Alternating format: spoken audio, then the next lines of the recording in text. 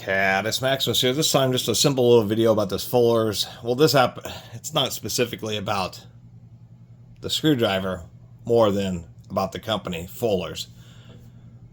And how it's been a little bit difficult trying to figure out the true history of the company.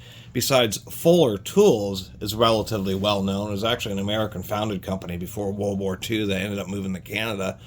And then I don't know exactly when, whether there's 80s, 1980s, 1990s, etc., that they started moving production to Japan. But most of the Fuller tools that I've run into have been made in Japan. I know that their pipe wrenches are one of the most common Fuller tools I've run into.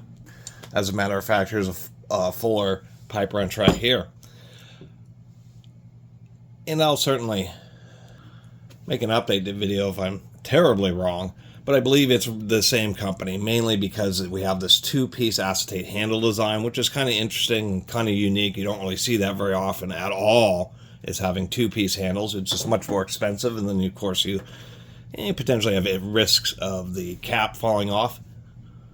I believe the cap is actually just a little bit harder than the regular acetate for the screwdriver stem, but it's just interesting that it was labeled as Fuller's. Particularly so because I believe it was in the 1940s that they started moving production to Canada, and so that's why I don't know if the brand that is Fuller's apostrophe S is really this same brand that has moved on to having a lot of Japanese-made tools. And so that was kind of the purpose of this video, is one, to document this, and then two, to get any input from any of my viewers who may have a little bit more information about American-made Fuller's tools. Now, the screwdriver is not that old, maybe 1970s.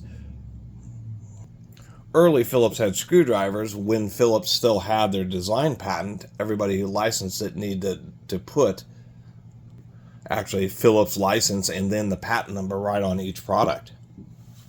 Or a license number. What do I have here? I have an old Williams. And this is definitely older, and you can see where they have Phillips License 7. Anyway, just a short little video today. Really appreciate everybody who's been watching. See you next time.